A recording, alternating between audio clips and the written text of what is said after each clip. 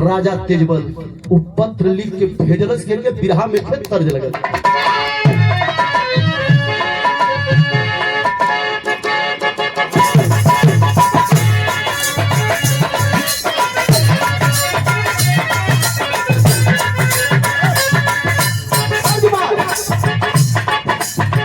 अरे जब से नैना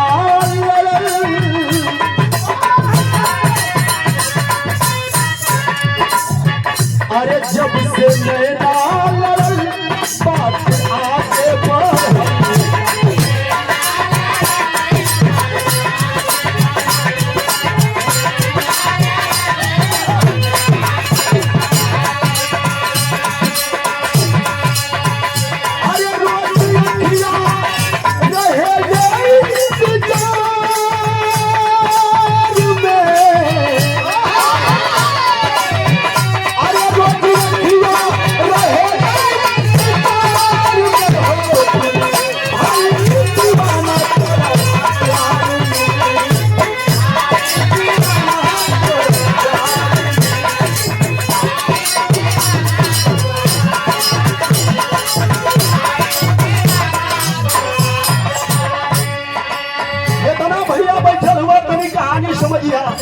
राजा तेजबल पत्र के लिखलस के लिखलस जानत हुआ। अरे सुना सुना मोरे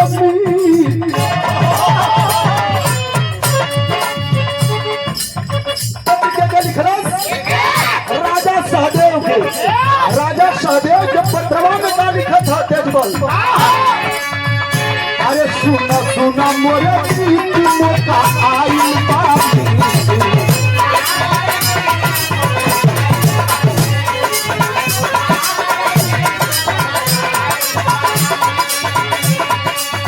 अरे लोरी कुकुर में लगौला सच्चावन साथ के। अरे लोरी कुकुर में लगौला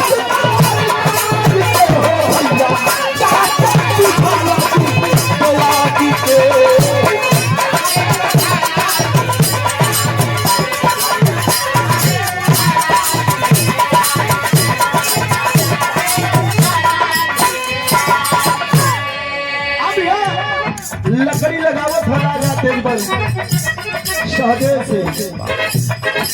अरे जनवा पई के पतिया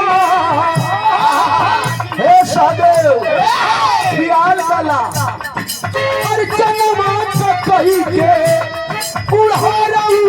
पतिया माटी में मिलवले बातो हरी सतिया।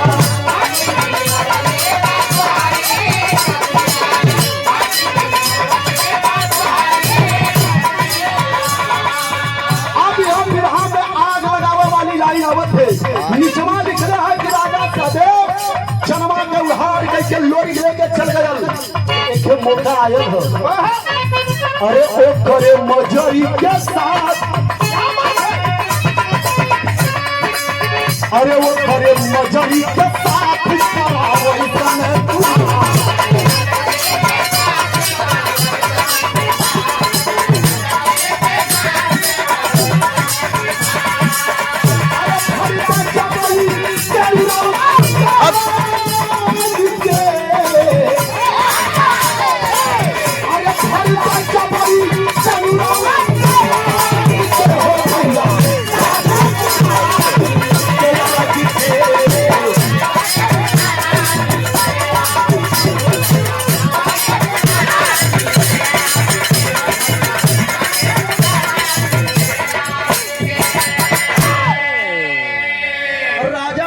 राजा सहदेव के पत्र में लिखा था कि सुना जनवा को उधार करके लोरी के लेके गए। तुम्हारे माथ पर कलंक का टीका लगा के चल गई और लोरी तुम्हारे गई संजोग। लोरी का तीनों लड़का अपने मम्मा को बियाह करावत आवत रहलन। दलहिया नदी के तीरे पत्थर पुल बनल हुन गढ़गौरा में मौका जाय के। अरे लोरी के बिहौती पत्नी मदरी के मांग में सिंदूर सजाए के पगला पूरा कैला।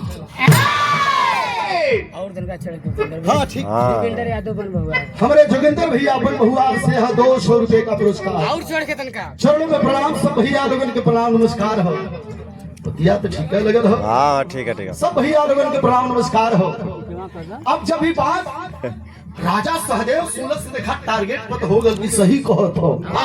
जैसे लड़का हमारी इज्जत उतरलस वो करे मेहरारू के मगन में सलूट भर के बदला पूरा कैले। काहे कि लड़का इधर पत्थर बनल हुवन और इधर राजा सहदेव अपन सेना लेके कहां पहुंचल? बोहा में। जब बोहा में पहुंचल मजरी कहाँ रहा? गढ़गौरा में। बोहा से गढ़गौरा काहे कि लोरी के बोहा में अड़ार रहल यानी पाही रहल और गढ़गौरा में घर रहल। वहां रुकले हो पूरी सेना के राजा सहदेव। अब पत्र फिर भेजलस मजरी की, ए मजरी 7 दिन को मोहलत देत हई। 7 दिन में आके प्रेम से हमार मेहरारू बन जा, नहीं तेरा दिन और राजमहल में जाके कारवा पकड़ के खांसी तक लेके आई, मांग में सिंदूर सजा के चल के सुहाग रात बिताई। ये भैया बिरहा सुने वाले जौने समय सती मजरी सुन ले बा कि चौथे पन में अब हमारी इज्जत लूट जाएगी। आज स्वामी ना बढ़न, लोरिक स्वामी नहीं बढ़न, हमार तीनों लड़का हमारे बात के नाम मल्लन। तुरंत मजरी दौड़ल गई कहाँ? दुर्गा माई के चौरा पर जाके ये माथा पटक के रोए लगल। दुर्गा माई के मूर्ति के सामने एगो बात कहलस। का कहलस मास्टर?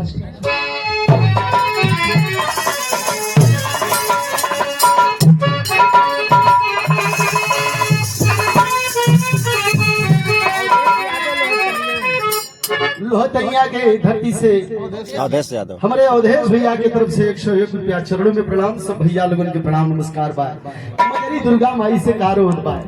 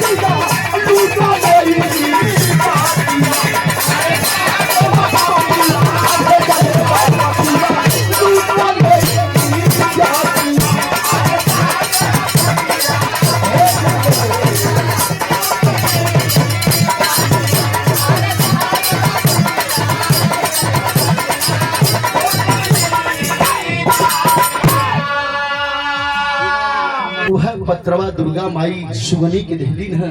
सुगनी खोल के वो पत्र के पढ़ल से भैया रोवा लगल झर रोवत बा कि आज हमारे सासू माता के ऊपर कितनी बड़ी विपत्ति आ गई रोवत बा।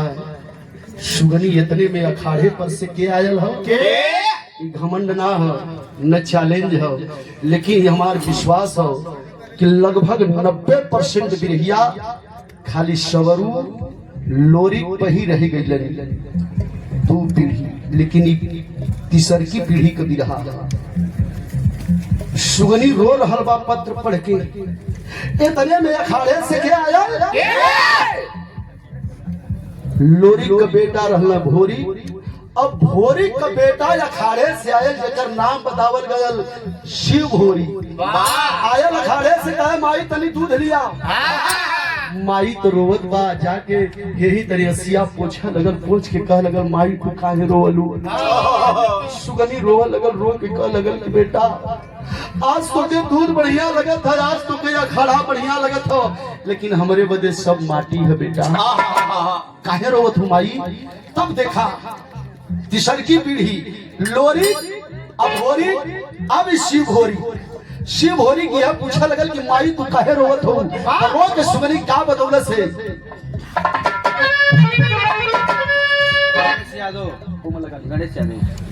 श्रीमान गणेश यादव जी हमारे बड़का भैया आपके तरफ से माला और 200 रुपए का पुरस्कार गणेश भैया के चरणों में। अरे नहीं चरणों में प्रणाम, सब भैया लोगों के प्रणाम।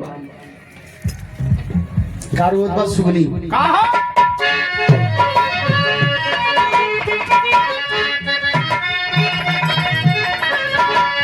देखा मास्टर, हम धुन तर्ज बतावे के चक्कर में ना ही कहे से कि रोजा आप लोग धुन सुनत हुआ, हम खाली फिरहा के टारगेट पर सुगनी रोज गई है कहत बा ऐसा कोमल लगा ला ले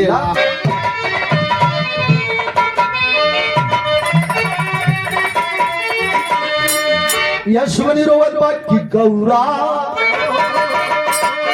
अब ही तो तू अपने मम्मा के हुए नन्ना के न हुए कि गौरा का होई बर्बादी। रे गौरा का होई बर्बादी, खबर तोहरी दादी।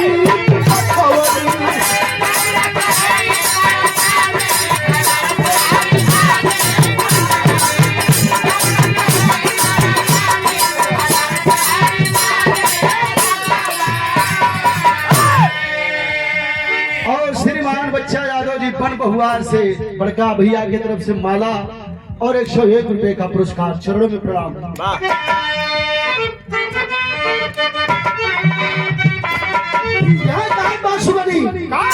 कि गौरा का होई बर्बादी, गौरा का होई बर्बादी, खबर तोहरी दादी।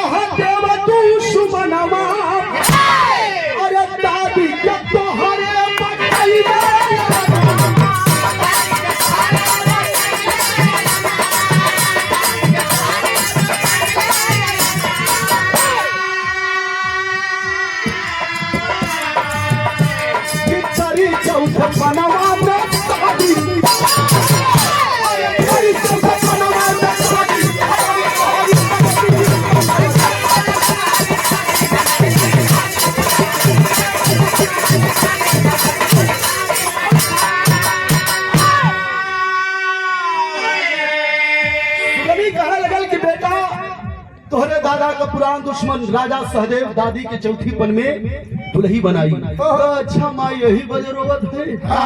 बाऊ कहाँ हुआ? कह बाऊ गल हुआ अपने मम्मा का बियाह करावा, पत्थर बन गल हुआ, घरे में कोई ना वही खाली हुआ बेटा, लगा था कि खानदान का इज्जत चल जाएगी। तब शिवभोरी कह लगल कहे जिधर में जिसके हिम्मत ना कहा लगल कि है जिगर में जिसका हिम्मत ना वो कहलाता फौलाद नहीं, अरे खानदान का खातिर लड़ा नहीं, वो सच्चा है औलाद नहीं। यह कलश है जिगर में जिसका हिम्मत ना वह कहलाता फौलाद नहीं, खानदान के खातिर लड़ा नहीं, वह सच्चा है औलाद नहीं। दादा शवरू के नाम पर, दादा लोरी के नाम पर न आज को आने दूंगा, अरे अपने जीते जीना दादी को दुल्हन बनने दूंगा। कहलस कि सहदेव में क्या औकात है माँ, वो सहदेव का बात करे थी माई, सहदेव में क्या औकात है माँ, जो जंग में रंग जमाएगा, दादा सवरू लोरी के खानदान से वे टकराएगा। तुम मत रोवा, हम हई न माई से कह के इतनी बतिया तुरंत दौड़ के शिवोरी कहाँ गए, अपने नन्ना के पास जाके बात करस। बिरहा कमरे आखिरी तर्ज है।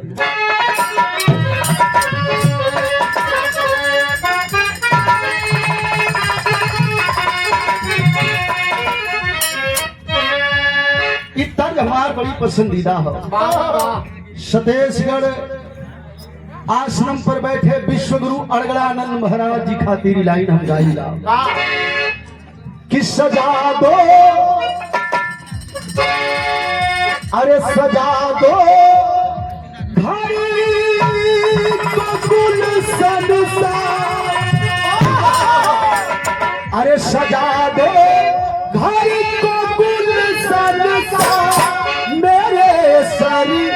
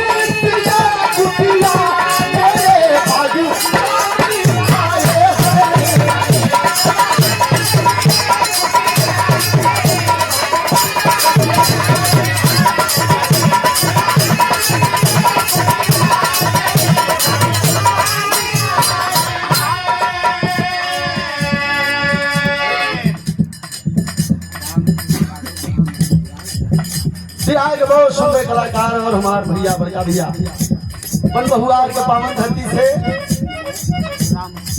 राम शीश यादव हमारे बड़का भैया माला दिलन 101 रुपया। राम शीश भैया के बहुत बहुत प्रणाम। सब भैया लोग अभी हमारे समय को धरवाने वाली ना है, हमारे समय धरा वाली हमारे चरणों में प्रणाम। सब भैया लोगों के प्रणाम बात वीर रस में आ जाए लोग नाना से जाएंगे शिवोरी का झलस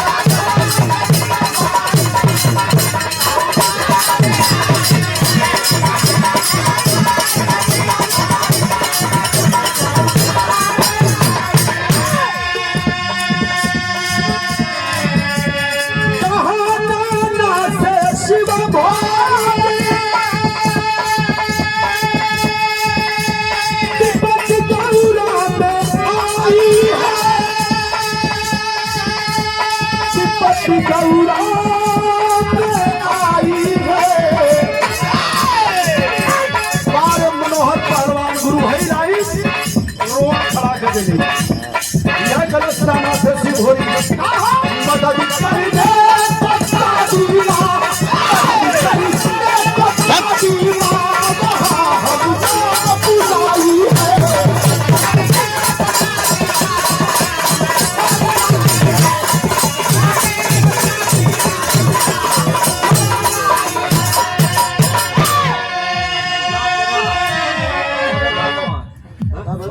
वाले छन्ना लगी अपने गाड़ी पास आओ के गाड़ी वाले 16-13 वाले गाड़ी नंबर 16-13 वाले अपने गाड़ी नंबर 16-13 अपने गाड़ी के पास चल जा भैया कहा कि बस रात भर का समय हो शादी बोलोगे है ना ना एक और बात सुना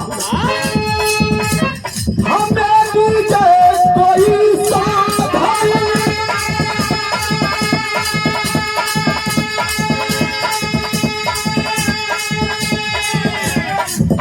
हमें तुझे कोई सावधानी अभी शिद्दत में जाऊंगा अभी शिद्दत में जाऊंगा समय रात भर का है रात भर का है समय किसका खाई है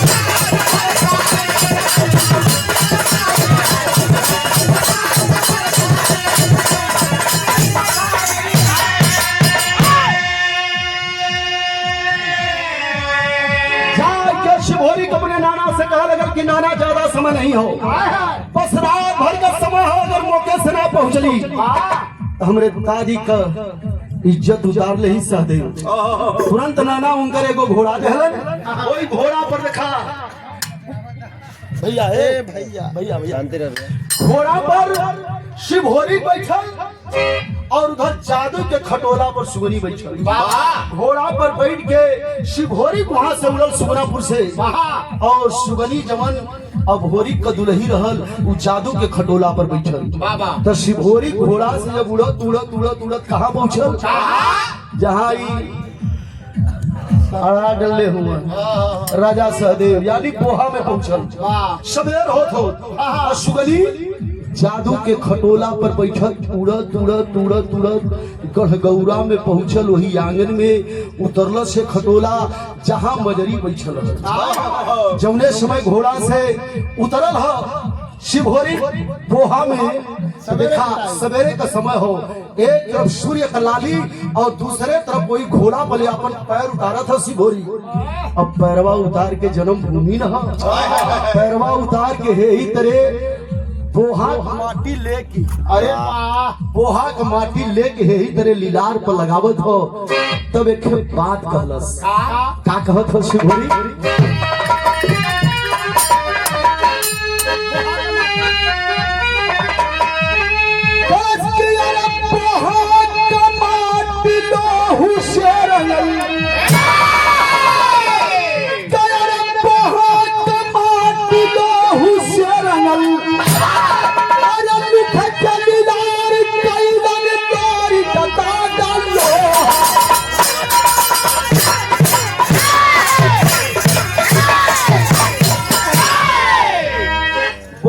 माटी लोहू से रंगल लिख गया लीलार गई लोही के दादा लोहा खानदानी जवन माटी है खानदानी माटी है यहाँ खून मांगे बिना खून मंगले माटी नहीं जगत अरे भैया इनके बंद करा देता इनका सट्टा फट्टा तनी कम करके बजाला भैया हम नीरज गावत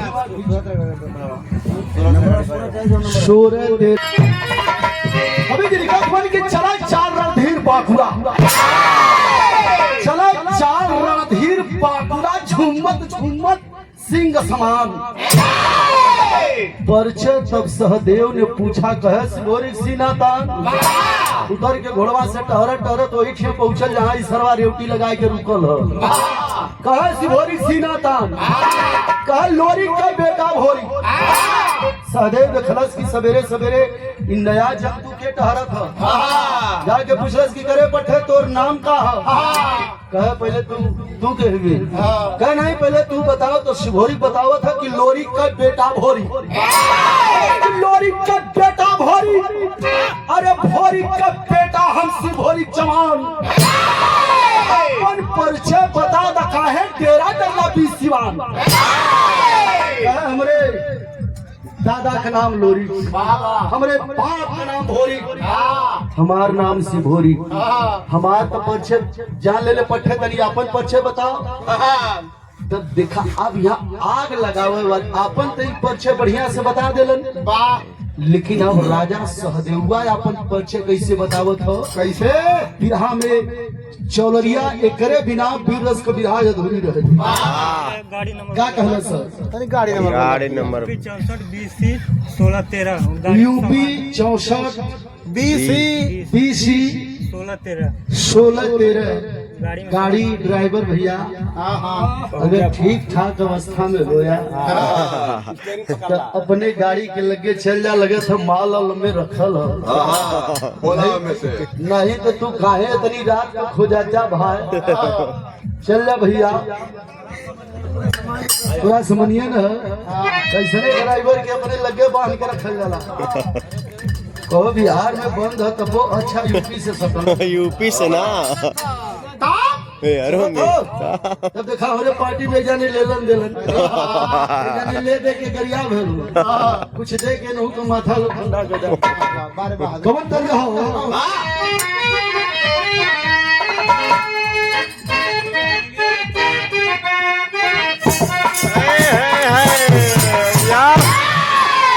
देखा हम तर्ज के मूड में बिल्कुल नहीं। राजा सहदेव का बतौलस हो हमार बच्चे पूछत हुए तो सुन।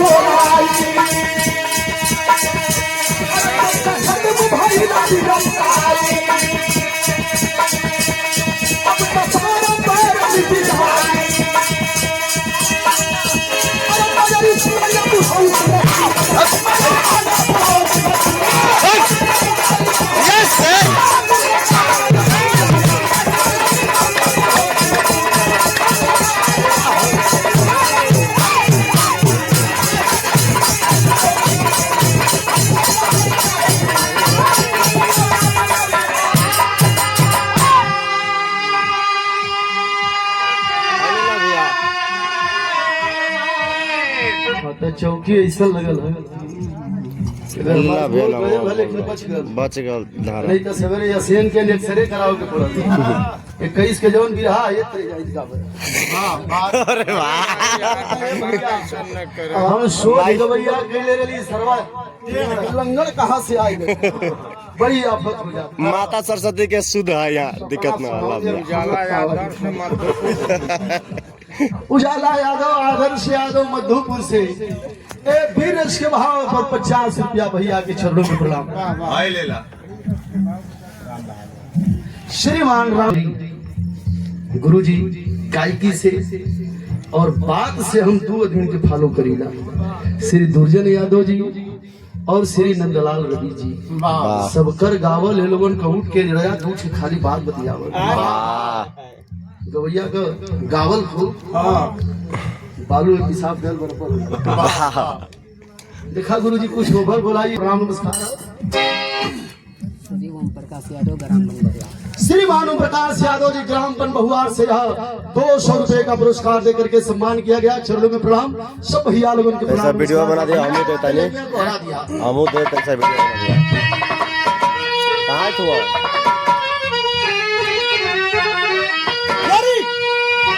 चलो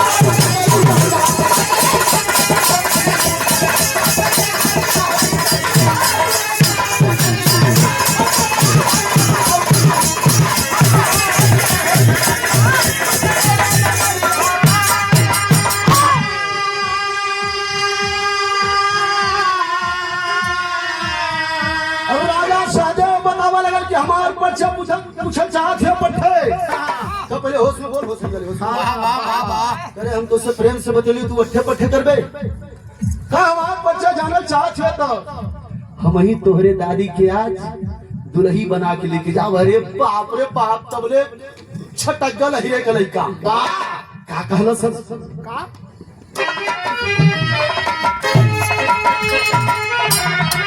कैसा लुटबे अरे कैसा लुटबे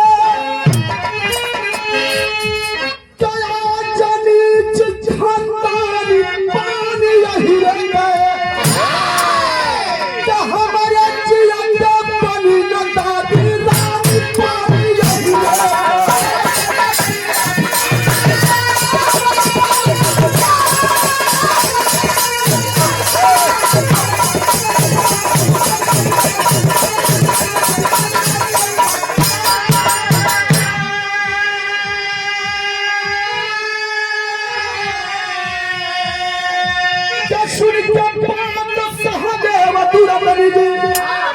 सेना को ललकारा हो क्या इतने में सिखोर के अच्छा हवा क्रोध में पारा हो इतनी बतिया जो राजा सहदेव सूर्य अपने सेना के ललकरलस करे यारी लोरका के खानदान का पहले सारे के मार डाला जब वही ओकर सेना चलल है राजा सहदेव को मारे बदे सिभोरी के तबले राजा लेके अपने आजा लोगन का नाम 3 कदम पीछे हटल हो शिवोरी कैले सका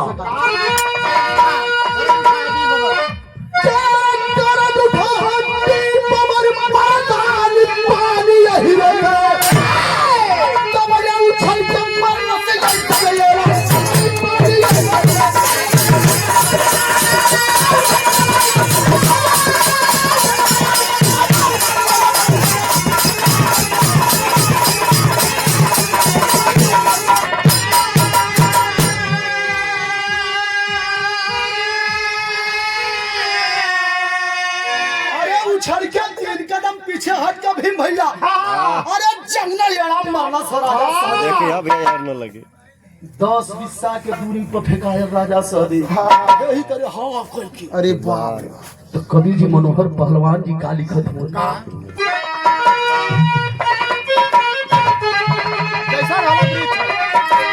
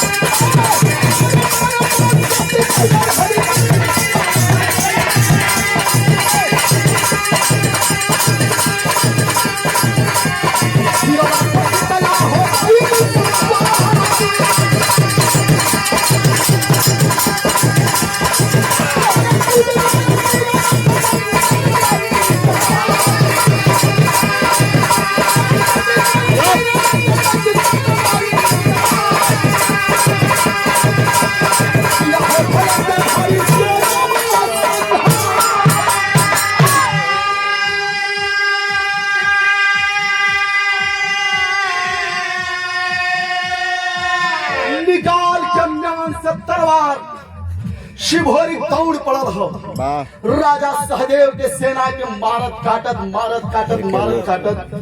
जवनी 10 बिस्सा के दूरी पर फेंकायल हुआ राजा सहदेव निकाल के तलवरिया यही पर लगा दिलस, कहे कि सेना तो मार ले, तू ही बचल हुआ गर्दन उतार ले। राजा सहदेव तुरंत जवन हो घोड़े पर गिर गल का ना पट्टी जान गई। हम तो सोचली कि लोरिक मर गई, तब गहगौरा तो पूरा वीर मर गई, लेकिन ना ना वो खानदान में अगर छोटका भी है तो वो बत्तिया लगावो वाला हो, बत्तिया लगावो वाला हो। अरे वाह, छोड़ दा जान, आज के बाद कबो तोरी गहगौरा की तरफ लौट के नहीं ताक। जियत जब ले रहल तब ले गहगौरा के तरफ आंख उठा के नहीं देखो। लड़ाई जीत के राजा सहदेव के भगा के गयल हो। जब मजरी देखल से, सुगनी देखल से आरती उतारे लगल। जब आरती उतारे लगल तो कवि जी भाव का लिखत हुन,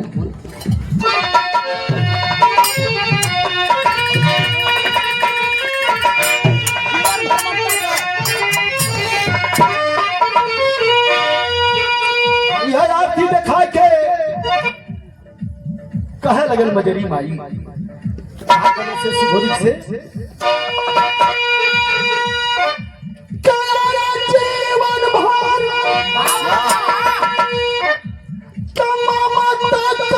लुटाई बन गवा,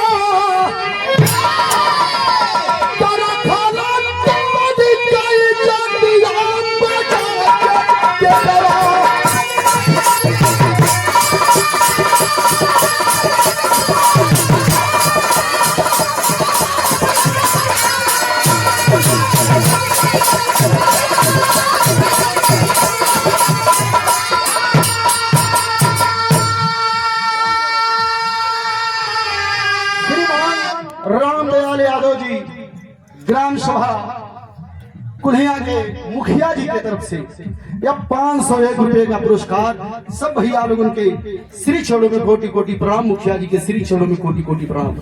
रखला दादी का इज्जतिया बजा के देगवा, तब बिना आग पानी का मजरी भोजन तुरंत बनाई, 5 कवर खुद खा कर तब से भारी को खिलाई, तमाई निर्खाली सूरत देगवा।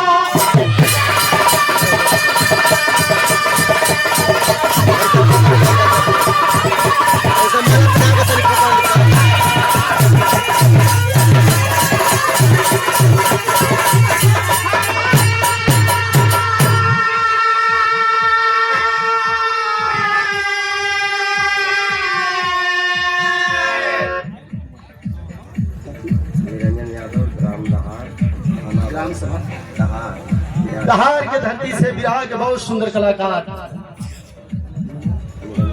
श्रीमान निरंजन यादव जी, बिहार के बहुत सुंदर कलाकार। एक बार ताली बजा के आप लोग सम्मान के देवल जाए।